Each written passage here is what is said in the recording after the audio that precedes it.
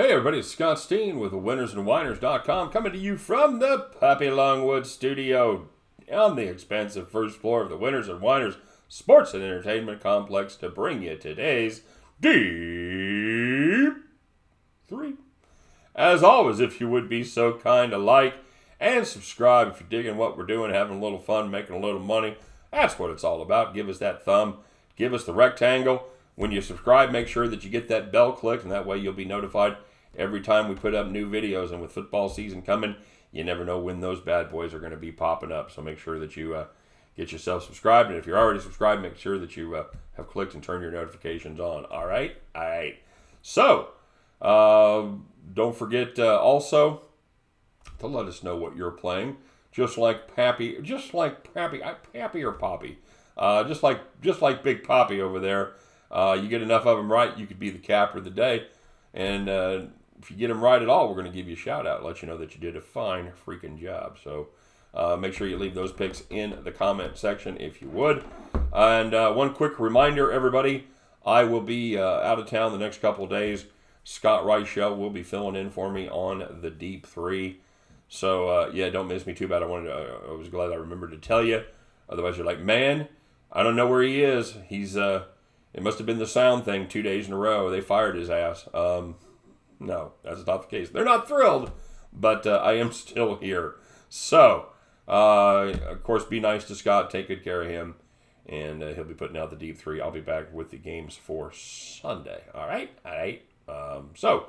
And of course, speaking of the websites, don't forget to check out winnersandwhiners.com, statsalt.com, pointsbet.com, and the PointsBet app for all you folks in New Jersey and now Iowa. So, yeah, check that out. Hey, don't forget to check me out as I'll be doing the live video. I know I've talked about it a lot. Yep, that's what they call a self-promotion. And, yeah, tune in for the live broadcast as we get things rolling there at PointsBet. Should be a lot of fun. You know, we'll talk to some folks. We'll talk a little bit about sports betting and get you if you haven't seen what a book away from Las Vegas or New Jersey looks like, we'll get a good first-hand look at PointsBet first brick and mortar. So, yeah, that's going to be pretty super sweet. All right, so let's take a look at today's action. We go we go 1-2 on the Deep-3. We did get the Washington Nationals as they finally they finally screwed me. They even put themselves up a bullpen-proof difference there as they actually won the entire game, not to mention the first five. And we had the Cleveland Mets and the over, and they just couldn't get it going. It just Pletko looked very good, and it was one of those things. They had their shots, they had some base runners, but it just wasn't our day on that one. Speaking of not our day, holy shit. The Detroit Tigers won outright against the Houston Astros. Catching, last I saw, plus 440. Well freaking done, Detroit. You know, we had Houston minus 2.5. Verlander, holy shit, he gave up 2 hits. Complete game, 2-hitter. Gave up a home run to start the game. Gave up a home run to end the game. 2 hits, 2 runs, 2-1 is the number. You know, I figured Detroit would put up 2 runs. I was comfortable taking minus 2.5. If you'd have told me Detroit's going to put up 2, you want to lay 2.5 with Houston, I would have said, yes, I do, especially against Daniel Norris. But that was not the way it worked out at all, as Daniel Norris looked a lot like Jack Morris in 1984. And that entire pitching staff dominated the Houston Astros in that one. So nice job, guys. Terrible pick, but a good job on the Detroit Tigers. You know, if they weren't going to cover, I wanted to see them lose. I didn't want to see any of that. You know, we lose by 2 bullshit. I wanted to see Detroit win just for the fun of it. So we go 1-2 there. We go 1-1 on the premium side. Again, we had another over that didn't cash out. We had the Philadelphia-Boston over. They just never could get it going. Boston ended up knocking Drew Smyly out of the game. It's Drew Smyly starting, for God's sakes. But they couldn't tally the runs. They got the hits. They worked the count. They did everything they needed to do. They knocked him out in the 4th inning, but they didn't score any run. They had put 1 run on the board. But we did rally in our late game as we had the Oakland Athletics. And Mike Fires winning yet again at a decent price. I think we had Oakland minus 112. They keep giving us Mike Fires. They keep giving us good prices on him, and he keeps winning. So, you know what? We're going to keep playing him. Excuse me, let's take a look what we got cooking for tonight. Hey, how about enough freaking baseball for a minute, all right? I'm going to take a break. I'm going to take a break from baseball on the Deep-3. This is going to be the last, like I said, last Deep-3. So I'm not going to do another baseball pick till Sunday. How about that? We're going to do 3 NFL picks here. Start with the Giants and the Bengals. Bengals at home giving away 2.5 to the G-men. Eli Manning gets the start here, but the Giants, I think they want to see Daniel Jones against a Cincinnati team that probably was going to throw a few more wrinkles at the rookie than he is used to seeing in the first couple of games. I think that New York knows that Eli Manning is going to be their starter. There's some rumbling, because Daniel Jones has played really well. There's some rumbling about it. It's coming, but it ain't coming yet. And I think Daniel Jones maybe shows why he is a rookie in this contest as the Bengals get out there and mix it up a little bit on the defensive side of the ball. Saquon Barkley is going to get a few touches, but on the other side of the ball, Joe Mixon's going to get some touches, as is Giovanni Bernard. So there's going to have 3 fine running backs playing in this game. The Bengals, in spite of playing against Kansas City, who is a kind of a different type of cat, they've played pretty good defense this year. They stuffed the Skins offense last week, and I think they're going to confuse Daniel Jones and his backup enough until their better quarterback rotation takes over in the second half. So I think they can keep it close in the first half, keep it within a score, 3 to 7 points.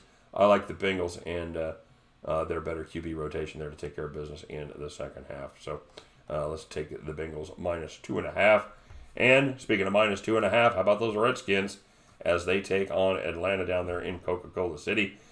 Here's the deal, guys. Atlanta coach Dan Quinn has one big goal this season, and it ain't to win preseason games. It is to still be the coach of the Falcons when the season is over.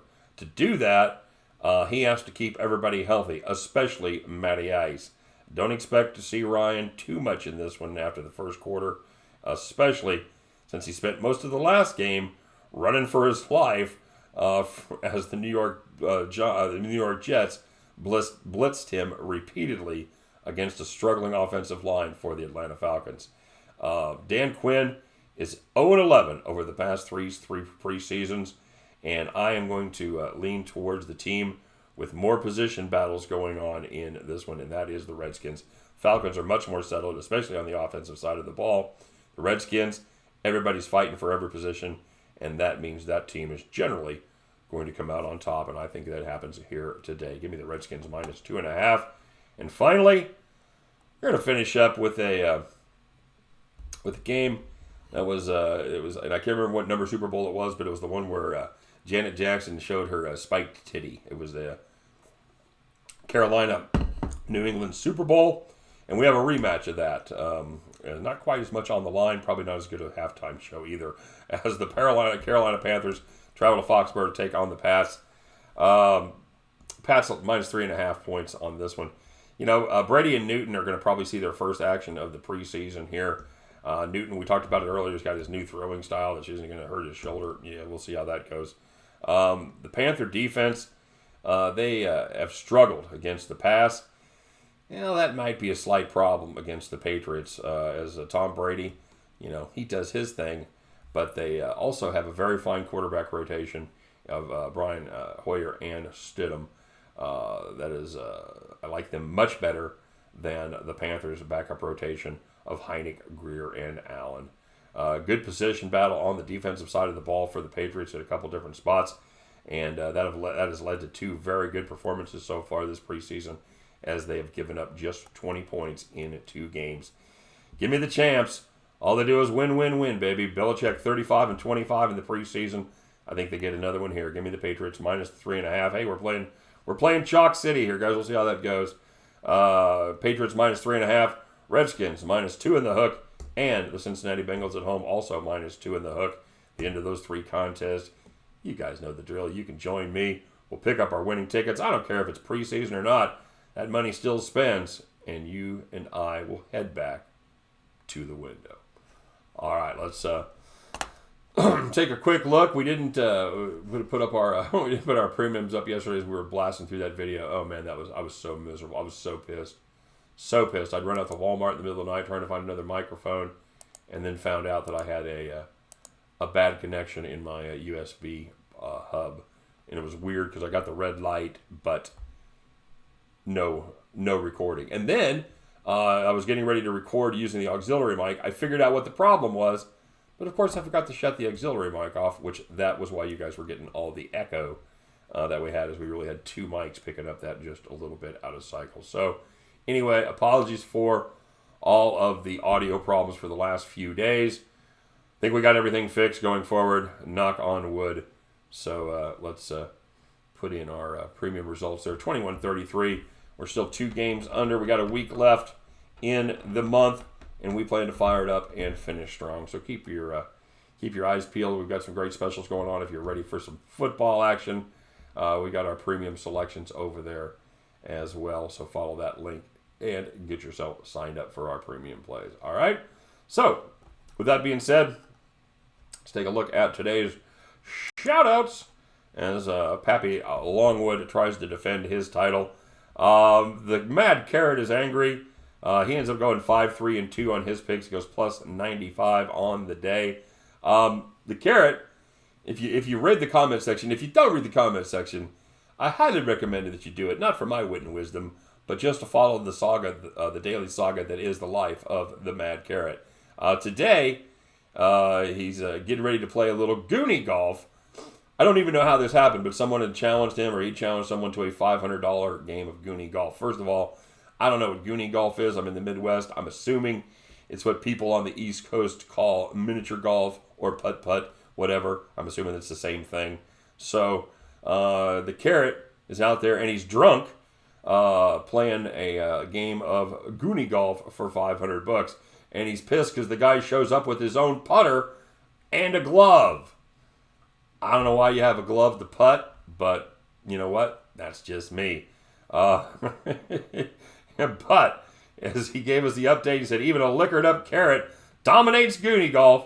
The swinging elephant nose on the 18th about messed him up, but he did make that $500. Now he said he's going to go take a nap and fire it up. Get a King said, I like the Falcons and the Dolphins for straight up. That's good to know, putting that pick in a day early. Thanks very much for sharing there, King. Johnny 5 wanted to listen. He went 2-2 yesterday. He had the lost out on the Cubs, but he won the Aces Mercury over, and he won the Yanks and the A's under 9.5. Mikey B had a pretty good day today. He went 5-2 and made 203 as he lost the D-backs game. Had to lay some pretty serious wood there, minus 182, but took care of business on the A's, Indians, plus 1.5, and the Washington Nationals. So well done, Mikey. Solid day. 5-2, plus 203. Steve Gowden, he's looking forward to football. I'll tell you what. And he made he gave it one more shot today, playing some first fives, and he did hit Tampa Bay first five, but missed out on the Twins and the Reds first five. So is that right? I got to double check that because I know the Reds ended up winning that game. Did he? Was that all a comeback victory there, Steve? You know what? If it was, my apologies, buddy. I look at a lot of results and I do it really quick, and I will be the first one to admit that I occasionally will make a mistake. So if that was indeed the case, there I got it up. Okay, let's take a look here real quick.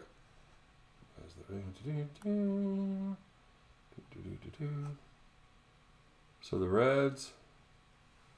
Yeah, the Reds were up after first five. Okay, all right. My apologies. Look at that, Steve. Everybody trying to steal your money, including me, brother. How about 2-1 for Steve today?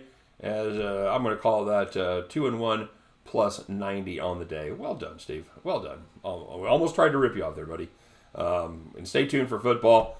I'm ready. I'm ready for some football too, brother. But been a little bit of a choppy baseball season for yours truly. Probably one of the drier baseball seasons I've had in a long time. So Yeah, we'll be looking forward to that. C-Dub had him a profitable day. He eked out a little bit of positive values. He goes 5-4 plus 47 on the day. Ninja 13, another guy went positive today, 3-2 plus 95. Landon Hayes, he said he got the Reds on the money line minus 188. Yeah, he says, I know it's late. We don't care about any. We're on the honor system here, brother. You know, now if you put those up at 8:30 at night every day, yeah, we're gonna get a little suspicious. But yeah, we're gonna let you slide on that one. He goes 2-1 to plus 75. Kent P had a pretty fair day. He had the A's, the Mets, the Nats, and Atlanta on the run line plus 108. You know what those picks have in common? You guys, anybody want to guess? They all won. Very nice, Kent. Well done, sir. That's 4-0 on the day, plus 408. And Pappy Longwood tried to defend his title, put up a couple tennis plays. One of them they retired, and the other one was kind of a brutal beat. He had Sam Querrey -2, and Querrey loses tiebreakers in both sets and ends up losing in straight sets. So, Pappy, your one-day reign is over, brother, but I got a good feeling you'll get it going again. But for now, our positive cappers, Landon Hayes, the Ninja 13, C-Dub, Mike B, and the Mad Carrot is angry. But the king of all of the cappers for today, the capper of the day, is the one and only Kent P, 4-0 plus 408. Kent P, congratulations, sir. You are our capper of the day. Way to go, guys. All right, everybody, have fun. Don't miss me too much, but we'll gather back here in a couple days. And you know the drill. We'll have a lot of bad beats to bitch about, and hopefully even more fat stacks to brag about. All right, and then we'll fire it up and do it all again. You guys take care. Have a great weekend. I'll see you in a couple days, and let's win them all. How about that? See ya.